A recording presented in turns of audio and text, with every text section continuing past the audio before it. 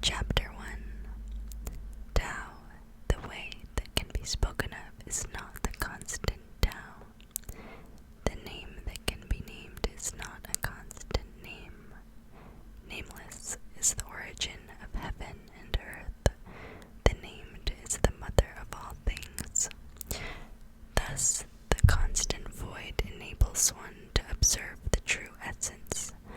The constant being enables one to see the outward manifestations. These two compared from the same origin, but when the essence is manifested, it has a different name. This same origin is called the profound mystery. As profound the mystery as it can be, it is the gate to the essence of all life. As soon as beauty is known by the world as beautiful, it becomes ugly. As soon as virtue is being known as something good, it becomes evil. Therefore, being and non-being give birth to each other. Difficult and easy accomplish each other.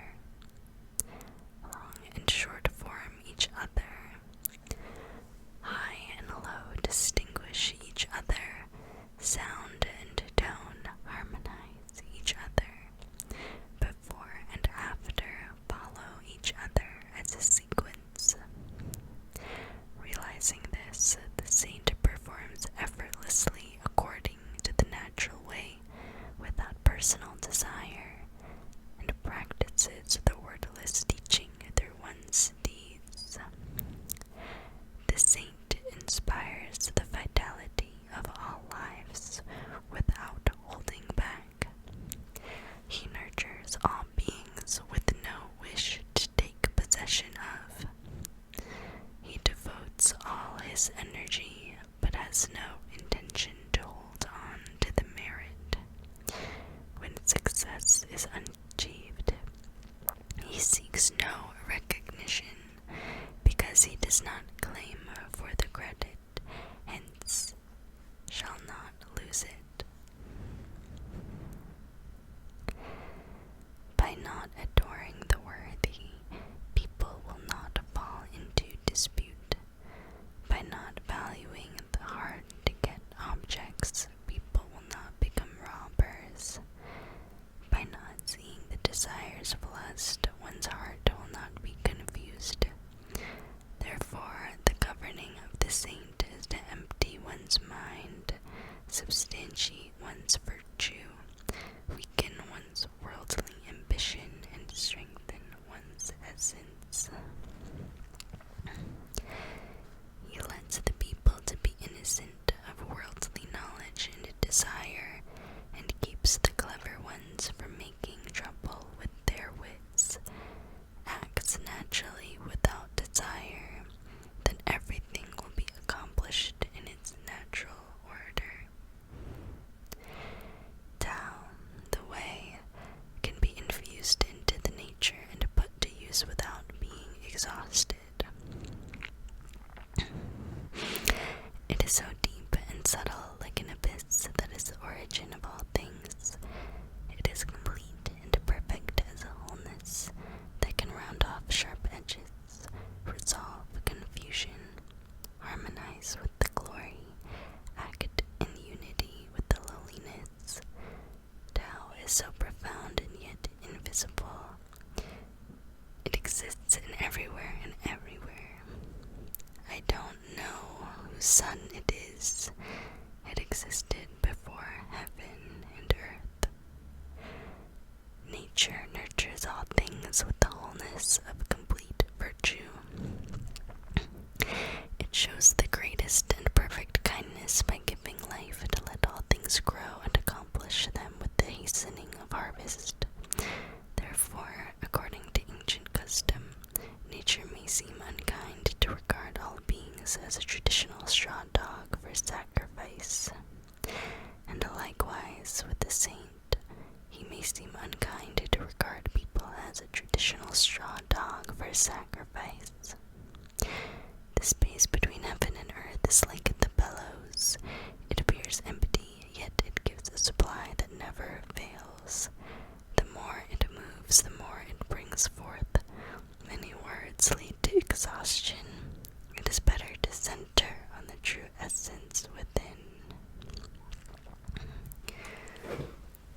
Spirit of the valley is immortal. It is called the mystic nature. The gate of the mystic nature is regarded as the root of the universe. It is everlasting and cannot be consumed. Heaven is everlasting and earth is enduring. The reason that they are everlasting is because they do not exist for themselves, hence they are long-lived. Thus, although the saint puts himself last, finds himself in the lead. Although he is not self-concerned, he finds himself accomplished. It is because he is not focused on self-interests and hence can fulfill his true nature. A person of great virtue is like the flowing water. Water benefits all things and contends not with them. It puts itself in a place that no one wishes to be and thus is closest to Tao. A virtuous person is like water, which adapts itself to the perfect place. His mind is like the deep water that is calm and peaceful. His heart is kind like water that benefits all. His words are sincere like the constant flow of water. His governing is natural without desire, which is like the softness of water that penetrates through hard rocks. His work is of talent like the free flow of water. His movement is of right timing like water that flows smoothly. A virtuous person never forces his way, and hence will not make faults. Those who overly pride wealth is like the overflowing water which shall cause damages. It is better to restrain early. Those who are not content with fame is like polishing the edge of a knife. The sharper it gets, the easier it is to break. Wealth and treasures are but illusions that one cannot possess. Those who are arrogant of their wealth and fame shall invite blame upon oneself. The nature Tao teaches one to retreat after one's success and not to hold on to the credit. Can one unite the body and spirit as one and embrace the oneness without departing from the great Tao? Can one achieve harmony with such gentleness by holding on to the true spirit within as if the innocence of an infant? Can one free oneself from worldly knowledge and cleanse one's mind so that no faults shall be made? Can a ruler love his people by governing with the natural way without personal intention? Can the mystic gate to all life essence be opened or closed without the virtue of the mysterious nature? Can one gain the insight of nature and become a wise person without the effort of action? The mysterious nature creates and nurtures all things without the desire to possess them. It performs with all efforts without claiming for credit. It flourishes all beings without the intention to take control of. Such is the mystic day or mystic virtue.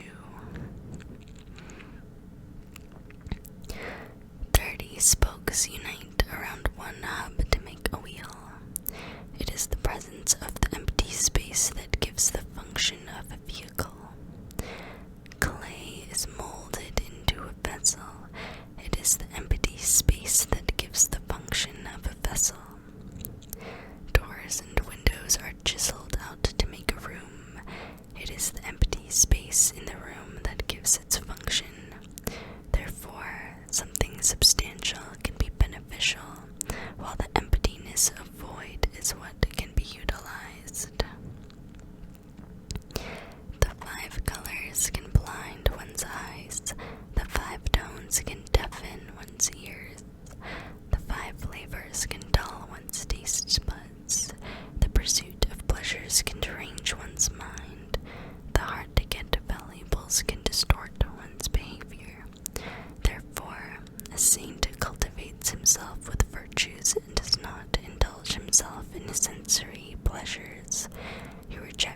outer temptations and chooses this true nature. Honor and disgrace can surprise a person.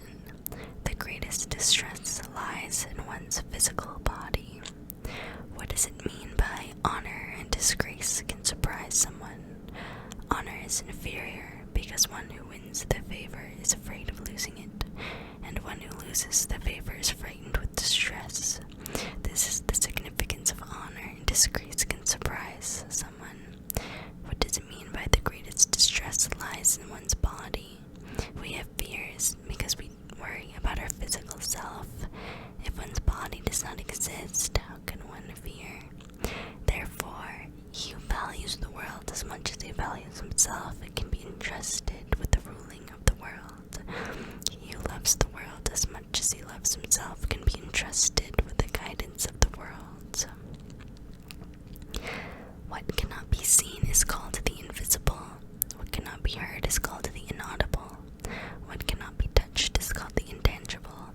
These three cannot be examined and comprehended, and hence are mixed together as one.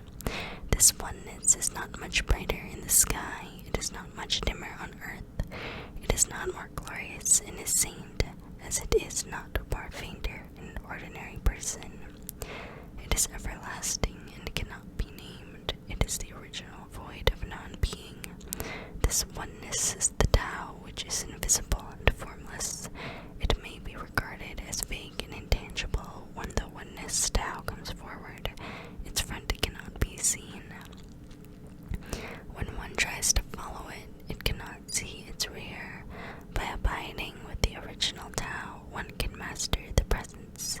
He who knows this origin shall know the teaching and principle of the great Tao. The ancient Tao cultivators were subtle and mysterious. They were of immeasurable profundity. Because they were too subtle to be known, so reluctantly were they being described as follows.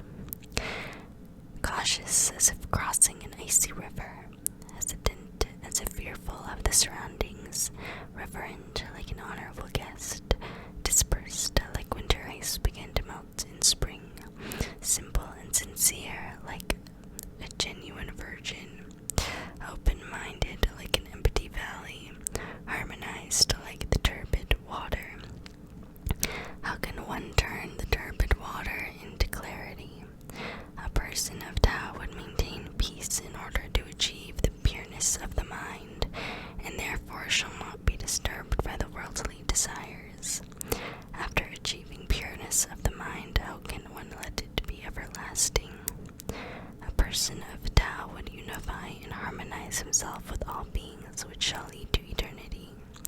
Those who abide by this Tao will not indulge themselves in the desire of greed. It is because of this humbleness that enables one to embrace the original oneness, the great Tao.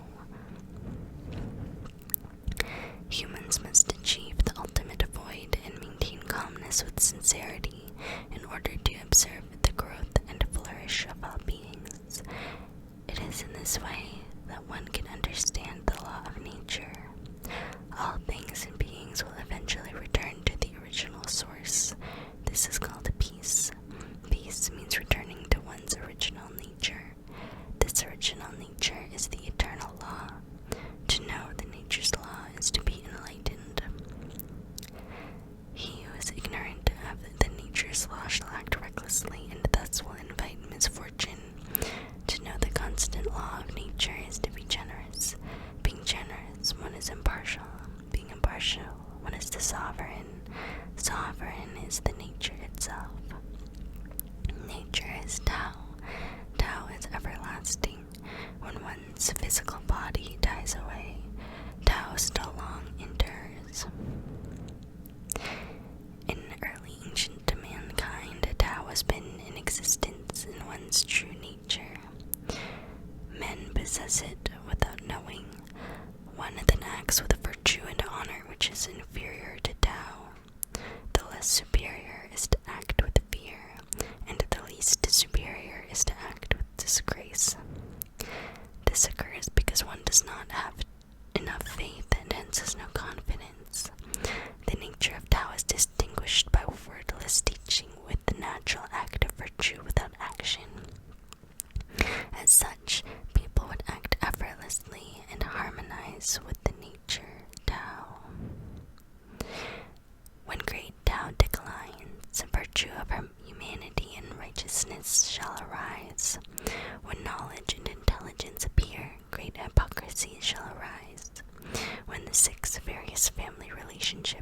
not in harmony. Filial piety and compassion shall arise. When a country is in chaos, the loyal officials shall appear. Transcend the saint's teaching and conceal one's wisdom for potential use shall benefit the people 100-fold. Extend kindness to its ultimate and then polish to refine one's righteousness shall help the people to regain filial piety and compassion. Employ one's subtle true nature with exquisiteness and extend one's personal benefit to share with others and shall eliminate robbers and thieves. These three statements are apparent superficially and shall not be sufficient to express the natural way of the great Tao. Hence, this is what people should do. Return to their original true self and embrace the pure oneness. Refrain selfishness and diminish worldly desires. Enlightenment of the absolute Tao can free a person from worries and sorrow. How much is the difference between a respectful response and an angry response? How great is the difference between good and evil? What people naturally fear, one should also fear. One's endless desire can result in negligence of the true nature of life. People like to pursue after excitement as if they were ascending the terrace in spring and celebrating a sacrificial feast. But I alone remain quiet and calm like an infant who is pure and innocent, and I alone appear to be lost like one who has nowhere to go. All people have a surplus, but I alone was simple and left out like a fool. People seemed bright and shrewd while I seemed dull. People like to dispute while I alone remain quiet. I am calm and peaceful like the boundless ocean. I am open-hearted and free like the wind blowing high above the sky without hindrance. Everyone thinks of themselves as capable and outstanding while I appear unlearned. I am the only one to be different from others, for I value highly the great Tao and joyfully act accordingly.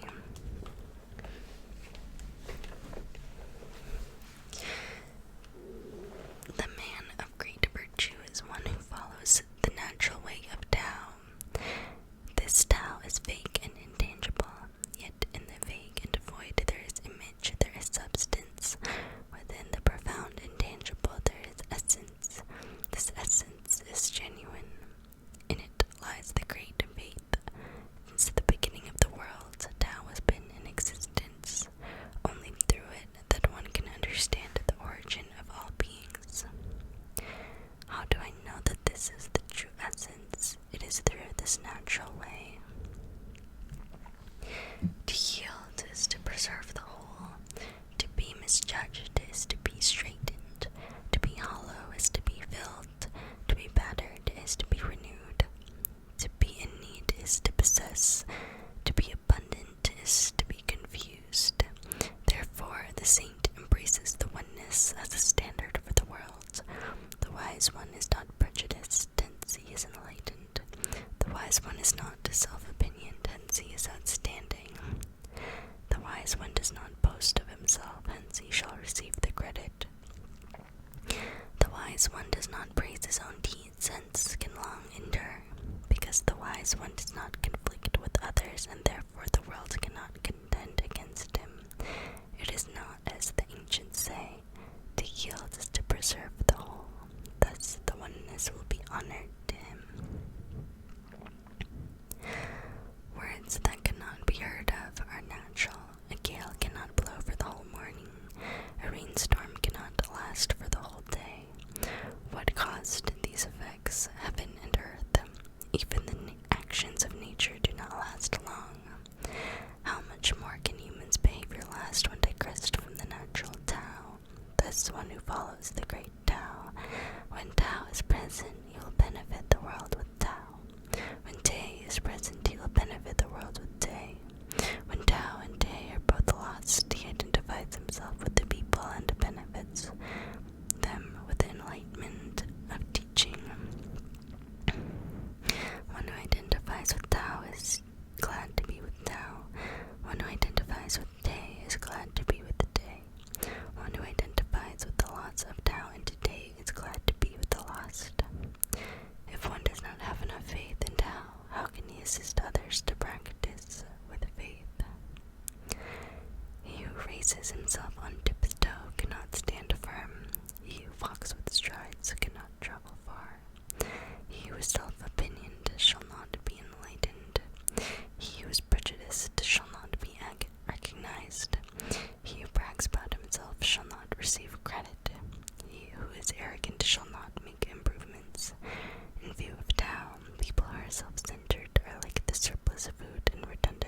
actions in everyday life.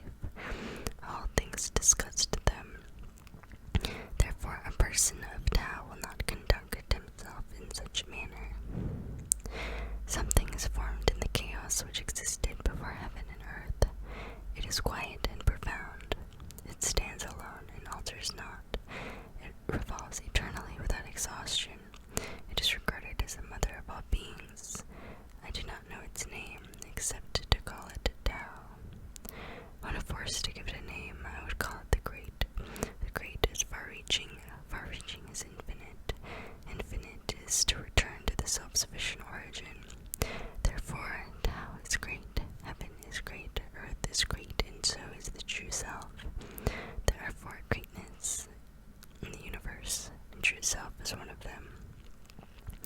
Man models the way of earth, earth models the way of heaven, heaven models the way of Tao, and Tao models the way of nature. The heavy is fundamental to the light. Tranquility is the master of agitation. Therefore, the saint always conducts himself with the essence of Tao and never departs from it. Although he is surrounded by the splendor of wealth, he remains to live a simple and ordinary life. How can a ruler govern a nation without recklessness if he indulges in power and desire? He who acts recklessly shall lose the essence of Tao. He who is agitated with lust and desires shall lose his true nature.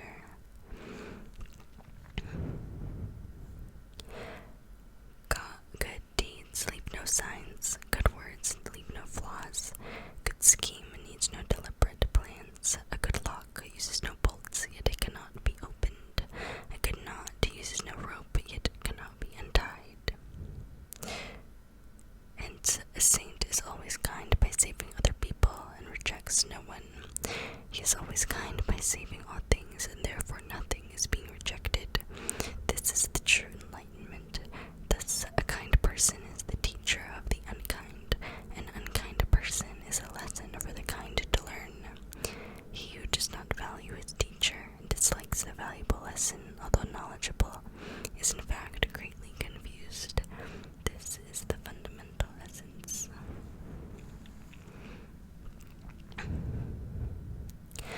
To know the strong masculine principle yet abide by the gentle feminine female principle is like being the valley of the world where all rivers will flow into. This alike all virtue which will merge into the subtle Tao.